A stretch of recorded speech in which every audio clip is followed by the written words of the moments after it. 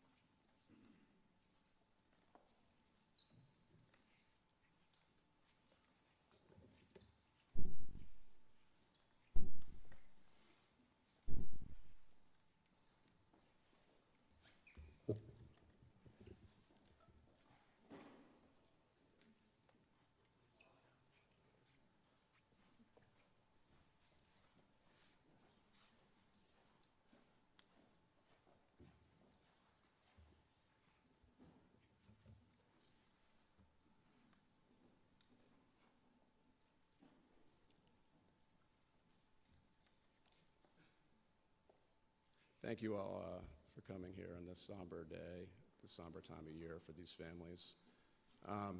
My name is Josh Koskoff, and I'm truly, not only am I honored to represent these families, but I am in such great admiration for them.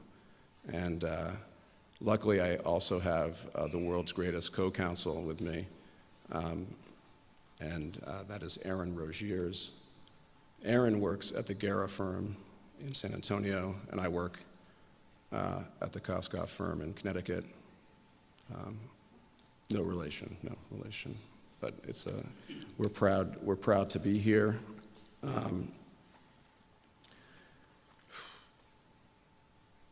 So this Friday marks the second anniversary, an anniversary of the shooting at Uvalde. And actually, on that terrible day after the shooting, as families rushed to see if their children were safe, whether they were alive at all, whether they were injured, whether they were bleeding, whether they needed attention, families gathered across the hall here who had not heard from their children, wondering, praying, hoping that they would be reunited. For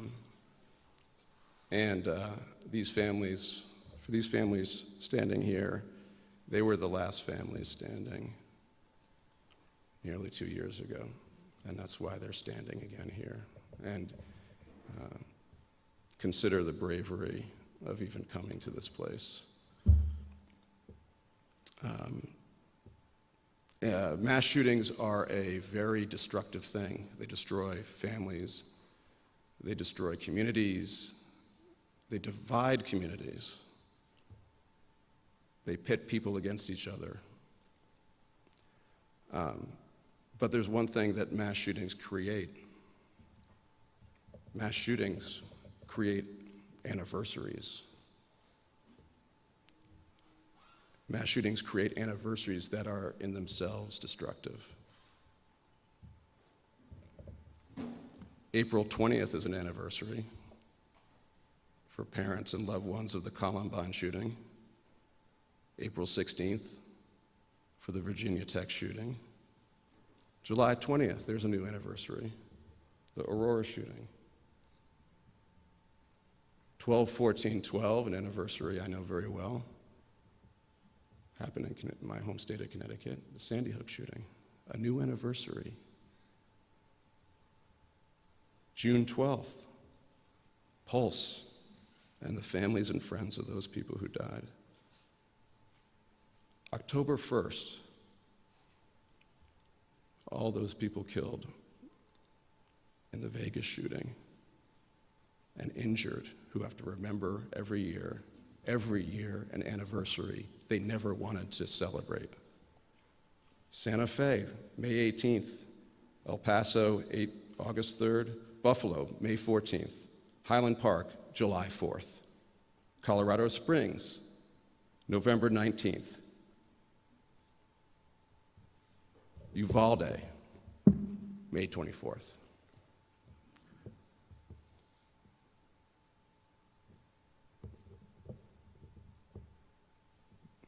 You can say a lot of things about the law enforcement response in this case, and very few of them will be good. But one thing you can't say is that they caused this shooting. You cannot say they caused this shooting. What is enabling these school shooters, or any shooter? What is happening?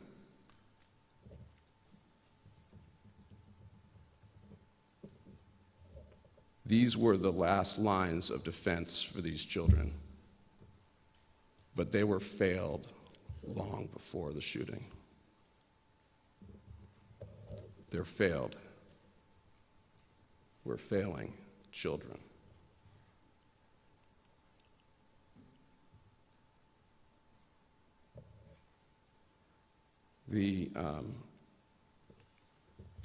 Let me just mention some things about this,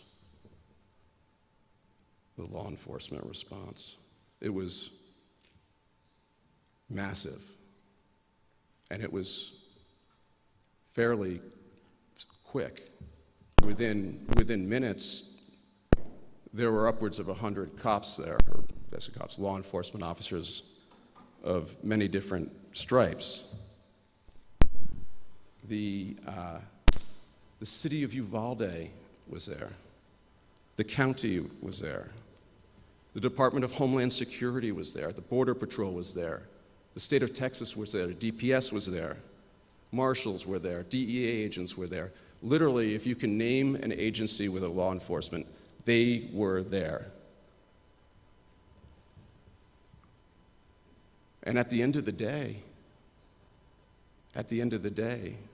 there were 376 law enforcements there.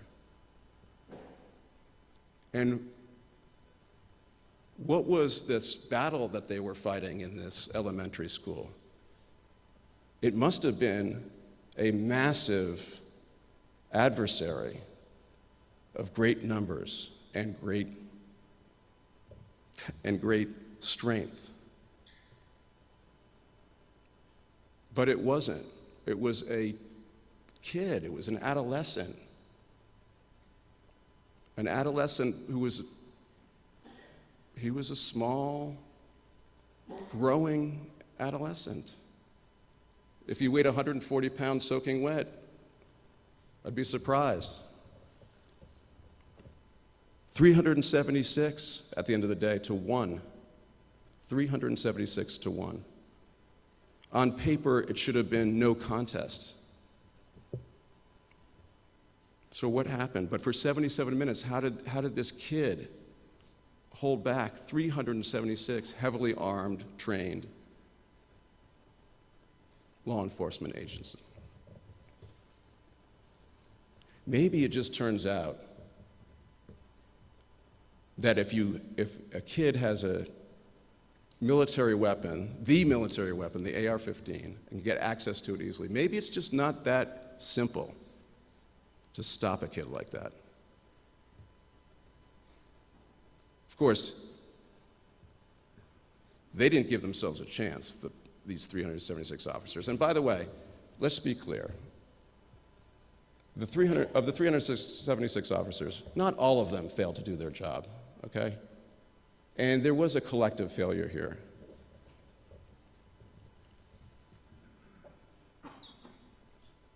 Consider that no disciplinary action has been taken, none, against any of these 376 officers. Think about that. One way of looking at that is cover up, right? And there's a lot of that going around. Have you noticed that everybody that talks about this from the government, what state or government, blames everybody else, right?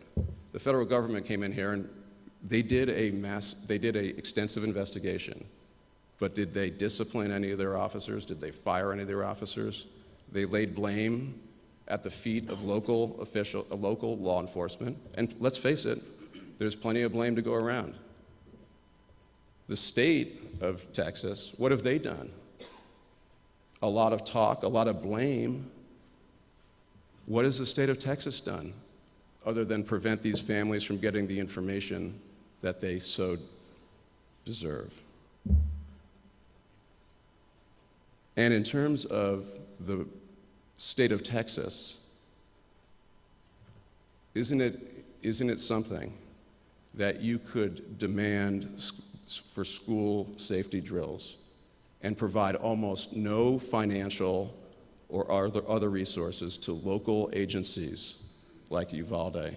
You think the city of Uvalde has enough money or training or resources? Do you think they can hire the best of the best?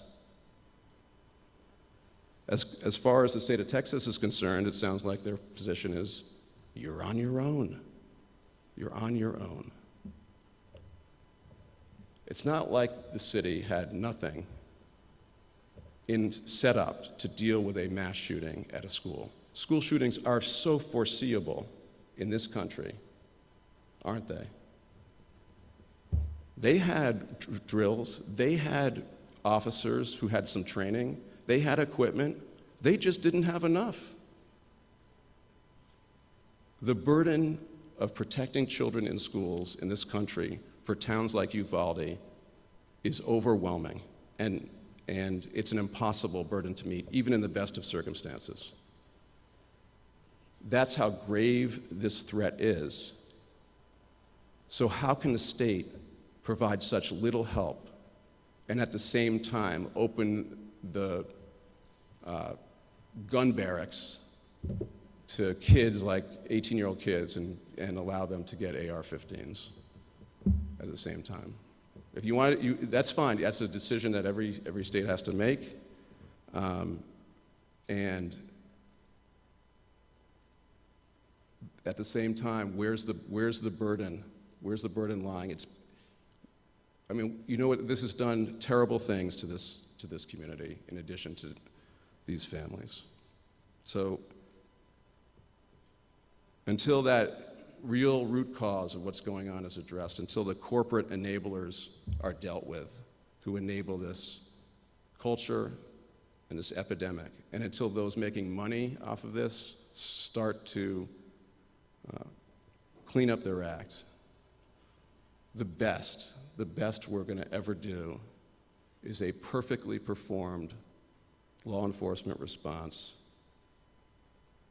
a Band-Aid that may importantly save lives, but is only the last failure in a long line of them for the children in this country. And it is too late for the children of these families.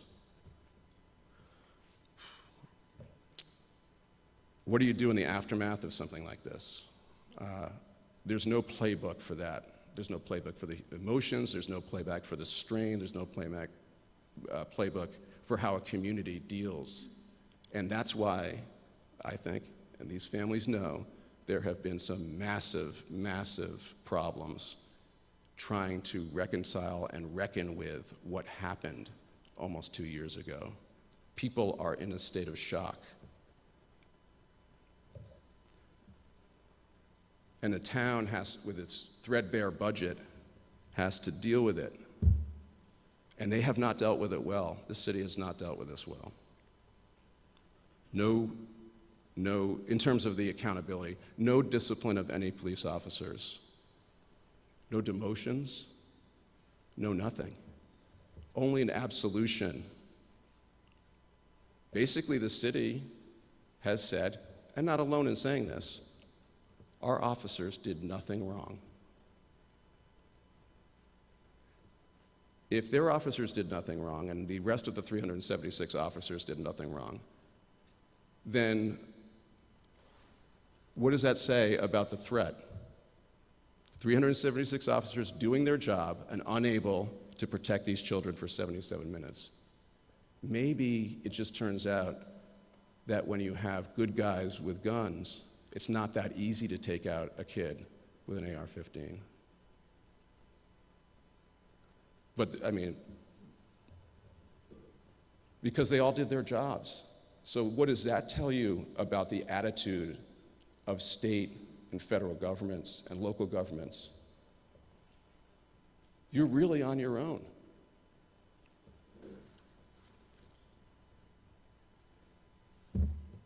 But of all the agencies we've talked about, there is the other side of this city, and this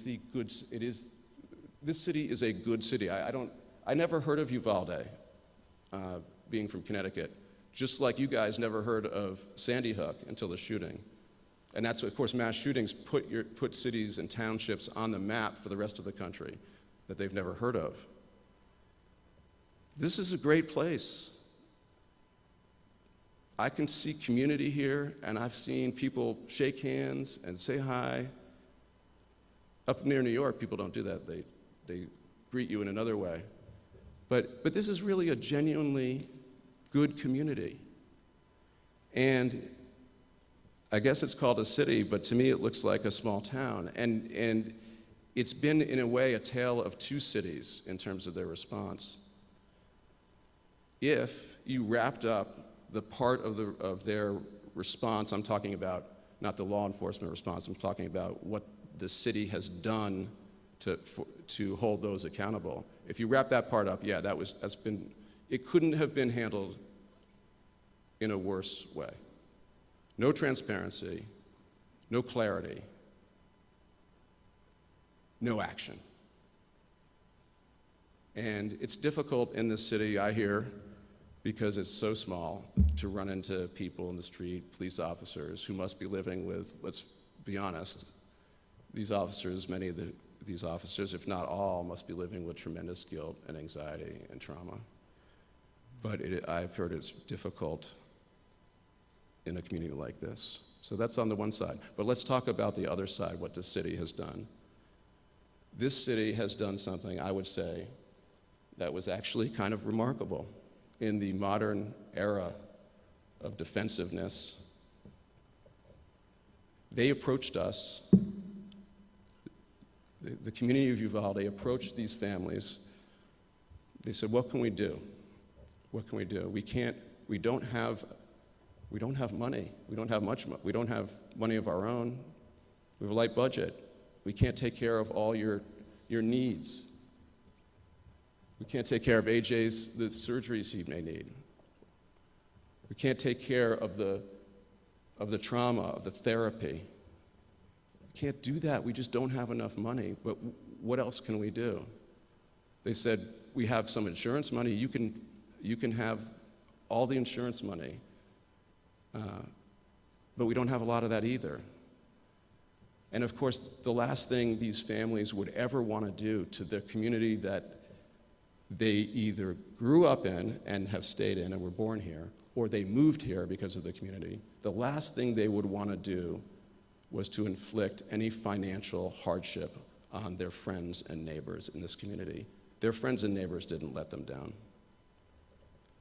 So the opportunity to work with the city, and of course, this was one ray of sunshine in a healing process. And over the course of over a year, we have worked with city attorneys who approached us. The city has engaged a gentleman by the name of Lee Taft on a very unusual but also beautiful process called restorative justice. What is restorative justice? Restorative justice is the type of justice or remedy that does not involve money, but it involves something effectively that demonstrates compassion and respect to those that have been harmed. It's a way for a city like Uvalde to make peace, to extend an open hand, a hug to these families when they can't simply express that from money, through monetary compensation. And that's exactly what the city did, and they've worked hard at it, and we applaud their efforts, particularly those of Clarissa Rodriguez, their remarkable attorney, who has spent, seems like she has more than 24 hours a day, and that's just spent with us on this very challenging process. These families, the city asked these families to meet with this gentleman named Mr. Taft, where they expressed what they were looking for.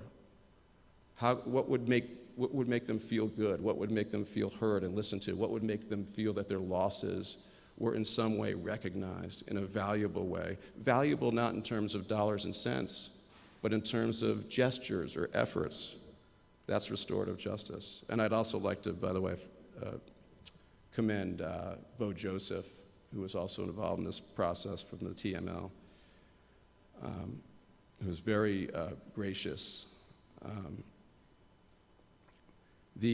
So the restorative justice part of this resolution with the city is critically important. And you'll hear that these are some of these may strike you as very modest.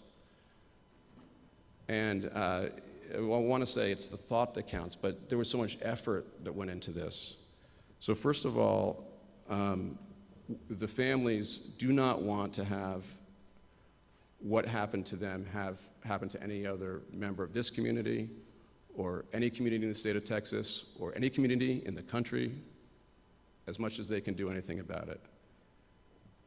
That's why they are standing here, not because they want to, but because they feel this is the right thing to do, fighting for them, in the name of their children and for the rest of us. And so you'll hear that the restorative justice process has led to things that don't just benefit them, but even more benefit the community. Some of the policy changes that were involved in the restorative justice project include the implementation of a new fitness for duty standard for Uvalde police officers to be developed in coordination with the United States Department of Justice's Office of Community-Oriented Policing Services. Another negotiated part of the restorative justice process was a commitment from the Uvalde Police Department to provide enhanced training for current and future officers. A third part of the police improvements that would be part of the restorative justice initiative between the city and the families led to an agreement to coordinate with the families concerning the public safety risk and burden on police due to the prevalence of gun violence. Listen to what I just said, the burden on police. So when you think of restorative, these families have taken steps aggrieved by police failure to do their job, to relieve the burden on police due to the prevalence of gun violence. I could not be more proud of them for that. And it's just so remarkable in the midst of their grief. City of Uvalde also committed to things that are meaningful, establishing May 24th as an annual day of remembrance, building a memorial and funding a memorial on the plaza and coordinating with the families, continuing to support and further supporting mental health services for the families and the survivors in the greater Uvalde community, and continuing to work with third-party entities to bring new developments for children and in Uvalde. You know, while I have the microphone, if there is anybody listening or watching that wants to help this community and provide mental health services and some of the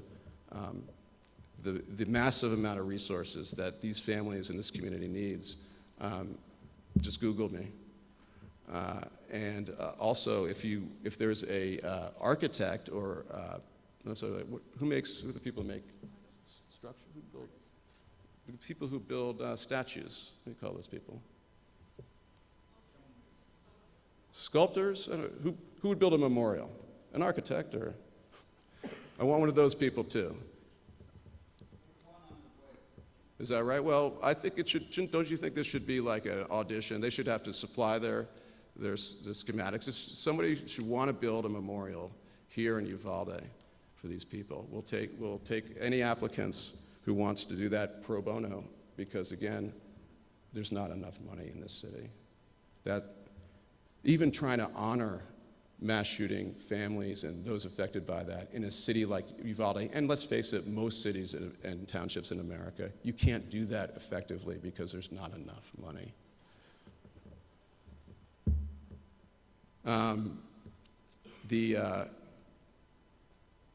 There are other parts to this, and this is restorative justice, and that has to do with things that you never think about.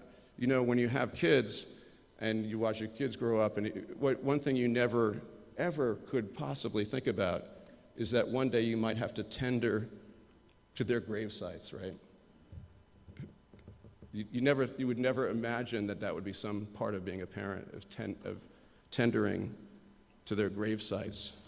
And so part of this restorative justice initiative is simply maintaining regular maintenance of the Hillcrest Memorial Cemetery where these children are buried, creating 2 additional at-large positions on the Cemetery Advisory Board to be filled by members of these families,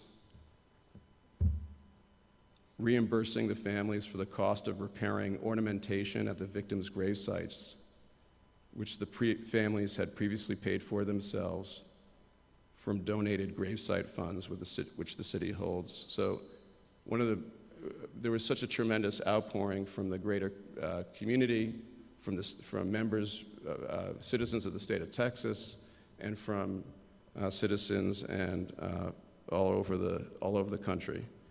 And there were funds that were put in by one gentleman for the cemetery, so that these children's grave sites could be kept up and in a way that was meaningful to the families. And that there was a little bit of let's call it a miscommunication about those funds, and they resolved that. And then continuing to provide updated accounts of all donations the city has received in connection with Robb Elementary shooting and the spending of such funds. This is very much like Sandy Hook and other communities, the outpouring of support from the country. We've all seen it. Money comes in, teddy bears come in, cards come in, but people of goodwill just want to help, right, in the immediate aftermath. Of course, that fades over time pretty quickly, but then it presents these problems when you have to divide the money. And the city, and that's another division that can affect the harmony of a community. Lastly, I just want to, about the resettlement part of this, I just want to say that the monetary part of the deal is, if you recall, that the monetary part of the deal is that it's really in addition to, you think about it as something on the list. It's in addition to the impactful and long-lasting steps that I've outlined. The city of Uvalde has agreed to pay its insurance of $2 million, which is all that there was. The families did not want to, again, just to be clear, these families could have pursued a lawsuit against the city, and there's certainly grounds for a lawsuit. Let's face it, sadly, we all saw what we saw. No, there's not a single person in this room or watching, or even, in town, in any government, or anybody who knows anything about this case and the response knows that it was an inexcusable failure at the end of the day. There's nothing we can do about it now. But instead of suing the city and jeopardizing the finances of anybody, families have accepted just simply the insurance doesn't affect anybody.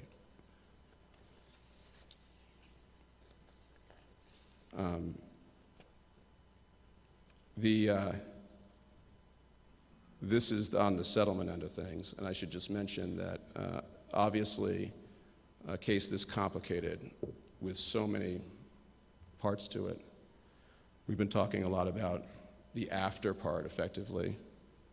What happens in the response, right? We're all talking about the response. That focus accepts that the shooting happened. And that's just a small part of what you look into when you think about what the causes are. So this is simply highlighting that we've settled with the city. There will be lawsuits forthcoming, most immediately against the state of Texas, which has done nothing at all but burden this town before the shooting by not giving them the resources they need, prevented these families from getting the information they need, and then blaming this city as if they didn't have, how many police officers there? 98? As if they had nothing to do, as if they didn't know how to shoot somebody, as if they weren't heavily armed and the most well-trained. Blame the least well-trained, least resourced, and least equipped officers for a problem you helped to create. So yes, we are suing the state of Texas. And we're also suing, down the line, we'll be suing the federal government, also heavily trained, equipped. You had over 150 some odd federal officers there who also were there and stood around until one or more breached the room at 77 minutes. Sure, that was a heroic act. It was a heroic act 77 minutes late. But this day is really a day to allow these families to heal and tell the community of Uvalde that they love you, they love living here, and they want to stay here. They want to stay here, and they need you. And when you see them on the street, if you pass them on the street, you don't have to look away, even if you wear a badge. You need each other here, because that's what mass shootings do to a town. Thank you. At this point,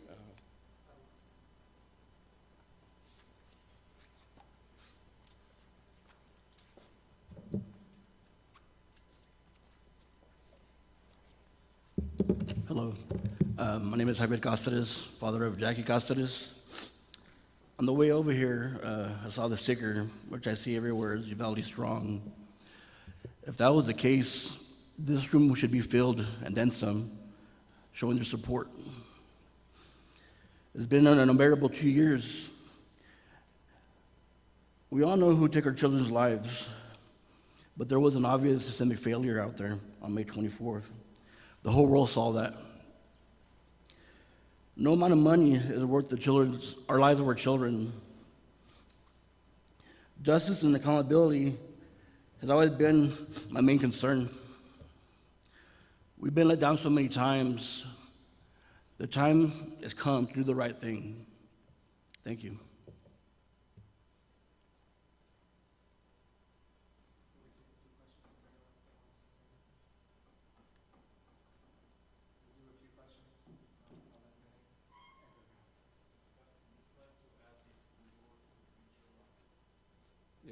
Yeah, I didn't. Yes, of course. Yeah, the school board will be named. You mean the UCISD? Yeah. Let's go, sorry, down the road this way and no picture. Mike, can you just clarify one more time for all of us here, the list of who you plan on suing next? You sort of mentioned a couple of Well, the immediate case will be the state of Texas and the UCISD. Because of quirky legal rules, we won't be naming the government until later. Sorry, I mean it's probably more. When I say state of Texas, I'm really speaking of individual officers. That's how.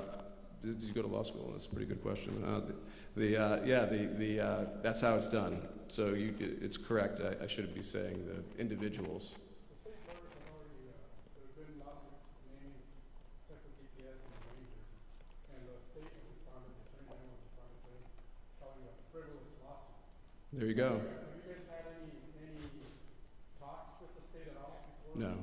Do you think let's put it this way, the state of Texas, unlike the city picked up the phone, reached out. But these families are members not just of the city, but they're citizens also of the great state of Texas. And no, we haven't heard from them. Back corner. Yes, sir. Hello, my name is Ruben. I'm the father of Chloe Torres, the 911 caller inside that classroom. You mentioned in your statement that the city said they simply don't have any money, correct? That's why y'all are settling? They simply just don't have the funds. Yes or no? No, that's not what I meant to say. I mean, the city doesn't have. Let's put it this way: is there anybody in this room who thinks that a single life would be worth $2 million? No, of course not. I mean, lives are priceless. So, limitations, unless you, yes, sir, there are limitations. Let's keep the question, I guess it would be for the city. I mean, if they're limited, which, myself, I understand as well from being for this community. Have they considered getting rid of those officers? I mean, I know we're way past that, but I mean, that's a huge possibility where they could get rid of those officers and save funds that way. That would be a lot of funds that they'd be saved to the retirement that some of those officers are getting for the remainder of their lifetime. I think what I've heard. By the way, I'm the lawyer. I didn't lose children there, and all I can do is be an ambassador of what I've been hearing. And I think there's just a tremendous amount of anger at the city for keeping these people on their payroll, if not simply for just demoting some of them. And that is the. Remember, I said this is a tale of two cities. That is still something that these families find inexcusable, and that is the real accountability that is still being lost on this process. In the front here and then right behind you. This is mentioned as the DOJ report played a big role in being able to push forward this settlement and these points. Was that the catalyst for getting the talks finally settled, or was there already building and that was kind of the last straw? No, the question is whether the DOJ played a significant role or any role in these talks. And no, our process, the process that the city brought to us, was underway well before then.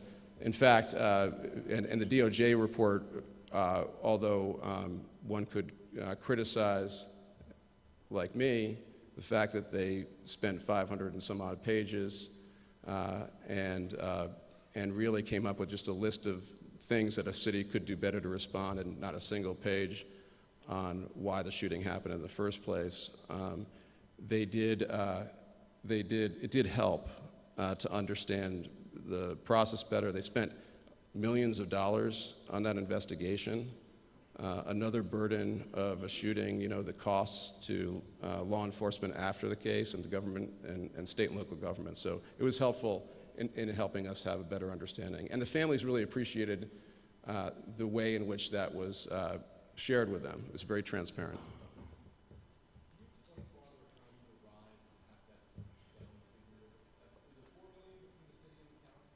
Well, the county settlement we're still being worked on, some of the details, but it's simply a matter of limitations of insurance and the families, again, not wanting to take money from the city more beyond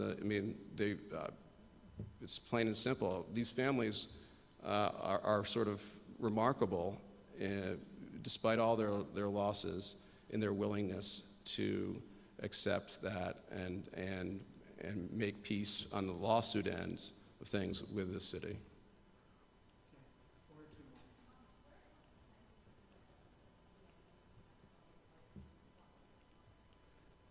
Congress has planned?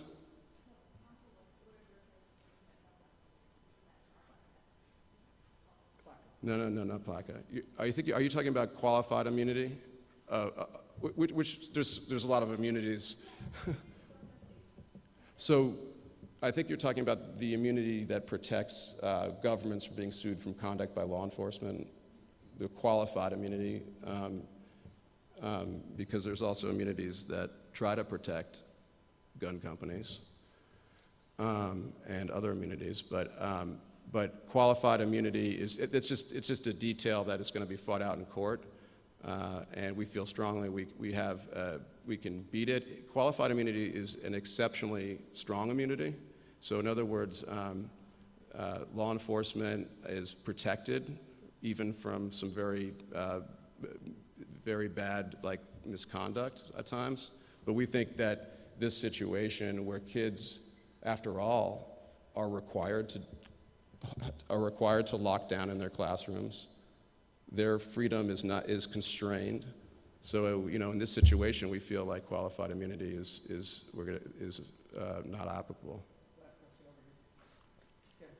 Sir, I know you talked about these officers not being able to handle this one team with the gun. Sure. Are you planning, and you said that there's more to come, are you planning to going after those gun manufacturers? Are you planning to going after those, people who make those weapons? Yeah, I can't comment on what's happening after today. This is just a moment to really explain the resolution with the city. There has been, and appropriately so, such a focus on law enforcement, and I think it is important to remember that they're the end of the road. This is a road that is well along before they get there, and yeah, thank you. Excuse me, I got a question. How come, if the sheriff's department has never been mentioned through any of this, he was only 3 minutes away from the shooting, and he didn't even arrive to 20 minutes after, but nobody's going after him. And why is our Yeah, that's not part. That's not. Thank you, sir. I'm sure it's a valid question, but that's not part of what we're addressing today. Thanks, everybody.